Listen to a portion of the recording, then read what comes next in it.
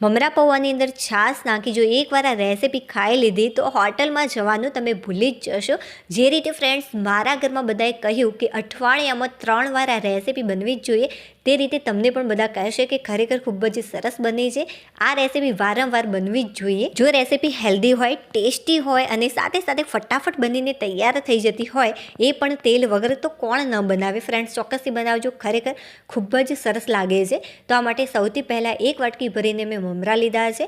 હવે તે જ વાટકીની મદદથી 1 વાટકી ભરીને પૌવા લેવાના, જે નોર્મલી આપણે બટાકા પૌવા બનાવતા હોઈએ છીએ, બસ આ એ જ પૌવા છે.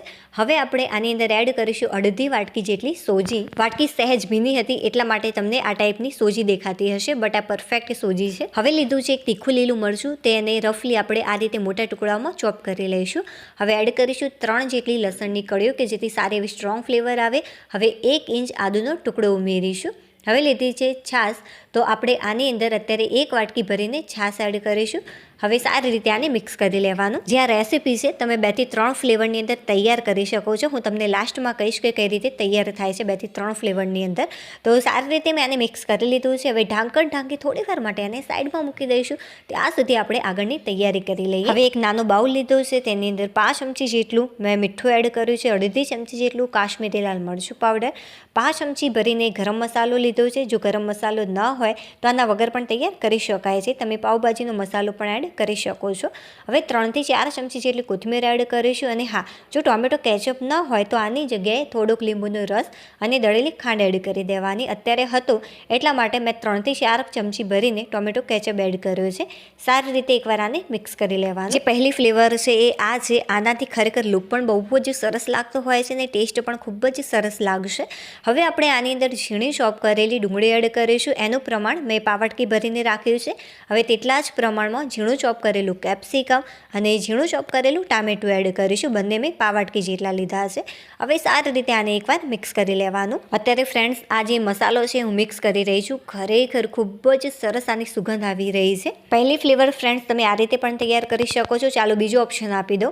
જો તમને આ પસંદ ન હોય તો આની જગ્યાએ બટાકાનો મસાલો પણ તમે તૈયાર કરી શકો છો. બટાકા બાફી લેવાના અને ત્યારબાદ જે મેં આગળ મસાલો તૈયાર કર્યો હતો એમાં તમારે મિક્સ કરી લેવાનું. જે ત્રીજી ફ્લેવર છે એ હું તમને લાસ્ટમાં કહીશ. જે મમરા પૌવા હતા એ સારી રીતે પલળી ગયા છે. હવે લઈશું આપણે એક મિક્સર જાર. સૌથી પહેલાં તો આ રીતે આપણે આને એકવાર મિક્સ કરી લઈશું. ત્યારબાદ મેં લીધો છે એક મિક્સર જાર. મિક્સર જારની અંદર જે મિશ્રણ છે બધું જ તેની અંદર ઉમેરી દઈશું. અને હા ફ્રેન્ડ્સ, એક વિડીયો બનાવવામાં ખરેખર બહુ જ મહેનત લાગતી હોય છે. થોડીક પણ રેસીપી તમને યુનિક લાગી રહી હોય, પસંદ આવી રહી તો પ્લીઝ વિડીયોને લાઇક કરી દેજો. ચેનલ ઉપર નવા હોય તો ચેનલને સબસ્ક્રાઈબ કરવાનું બિલકુલ પણ ભૂલતા નહીં. હવે આપણે સૌથી પહેલાં તો એકદમ રફલી આને ક્રશ કરી લઈશું. અધકચરું, એકદમ ફાઇન ક્રશ કરવાની જરૂરિયાત નથી. હવે આની અંદર થોડી કરીને છાશ એડ કરીશું અને આને ક્રશ કરી લઈશું. તો જે વાટકીની મદદથી મમરા પૌવા લીધા હતા, બસ એ જ વાટકી ભરીને મેં 1 વાટકી જેટલી છાશ એડ કરી, સારી રીતે ક્રશ કરી લીધું. ત્યારબાદ અડધી વાટકી ભરીને મેં છાશ એડ કરી છે. ફરીથી આને મેં ક્રશ કરી લીધું. તો જુઓ, સરસ મજાનું એકદમ પાતળું સ્મૂથ બેટર તૈયાર છે. ચાલો હું તમને આની થિકનેસ બતાવી દઉં કે જે આની થિકનેસ છે એ કેવી મેં રાખી છે. તો જુઓ, અત્યારે તમને આ જે થિકનેસ છે પાતળી લાગતી હશે, બટ 5 થી 10 મિનિટ માટે જો તમે આને રાખી મૂકશો તો ખરેખર જે આની થિકનેસ છે પહેલાં કરતાં ઘટ થઈ જતી હોય છે. જુઓ, 10 મિનિટ માટે મેં આને સાઈડમાં મૂકી દીધું હતું. ત્યાં સુધી મેં નાસ્તો કરી લીધો. જુઓ, સરસ મજાનું આ બેટર ઘટ થઈ ગયું છે. હવે આપણે ફરીથી આની અંદર 4 થી 5 ચમચી જેટલું પાણી મિક્સર જારની અંદર લઈ અને સારી રીતે મિક્સ કરી અને આની અંદર ઉમેરીશું, કેમ કે મિક્સર જારની અંદર પણ થોડુંક બેટર રહી ગયું હતું એટલા માટે. હવે સારી રીતે એકવાર આને મિક્સ કરી લેવાનું. ચાલો હવે ટેસ્ટ એવા મસાલામાં ફક્ત અને ફક્ત સ્વાદ અનુસાર તમારે મીઠું જ એડ કરવાનું છે. સારી રીતે આને એકવાર મિક્સ કરી લઈશું. જુઓ, એકદમ પરફેક્ટ છે આ બેટર. જેની થિકનેસ છે ફ્રેન્ડ્સ ખાસ જોઈ લેજો કે જેથી પહેલી વારમાં બનાવો તો પણ એકદમ પરફેક્ટ જ બને. હવે ખાવાના સોડા એડ કરીશું. 5 ચમચી કરતાં થોડાક મેં વધારે લીધા છે અને અડધી ચમચી કરતાં મેં થોડાક ઓછા લીધા છે. સારી રીતે તમારે ફેટી લેવાનું છે આને. જ્યારે તમે આની અંદર સોડા એડ કરો છો ત્યારે સારી રીતે ફેટવું ખૂબ જ જરૂરી છે. જુઓ, પરફેક્ટ બેટર બન્યું છે. હવે જે ગેસની ફ્લેમ છે મેં શરૂઆતમાં ફાસ્ટ રાખી હતી, તવો થોડું ગરમ થઈ જાય ત્યારબાદ જે ગેસની ફ્લેમ છે એકદમ ધીમી કરી દેવાની.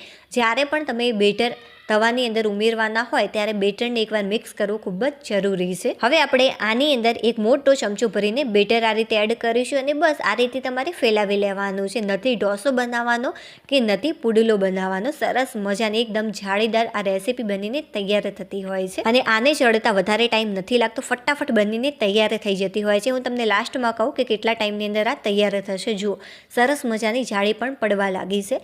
હવે ઉપરથી થોડાક ચીલી ફ્લેક્સ એડ કરીશું. આ દરમિયાન જે ગેસની ફ્લેમ છે મેં ધીમી જ રાખી છે. ક્યારે ગેસની ફ્લેમ ફાસ્ટ કરવાની, ક્યારે ધીમી રાખવાની, બધી જ જો ટીપ સાથે બનાવશો તો ખૂબ જ સરસ જ બનશે. હવે જે આપણે સ્ટફિંગ તૈયાર કર્યું છે આ રીતે આપણે 3 થી 4 ચમચી જેટલું ભરીને ઉપર આ રીતે એડ કરીશું. જો તમને પસંદ હોય તો ઉપરથી ચીઝને છીણીને પણ તમે ઉપર એડ કરી શકો છો. અત્યારે હું ફક્ત કોથમીર એડ કરું છું. જો બાળકો માટે બનાવતા હોય તો ચોક્કસથી થોડુંક ચીઝ છીણીને એડ કરજો કે જેથી એમને ખૂબ જ પસંદ આવે. થોડુંક ઉપરથી ટોમેટો કેચઅપ પણ એડ કરી શકાય કે જેથી લુક પણ સરસ આવે અને ટેસ્ટ પણ ખૂબ જ સરસ લાગે.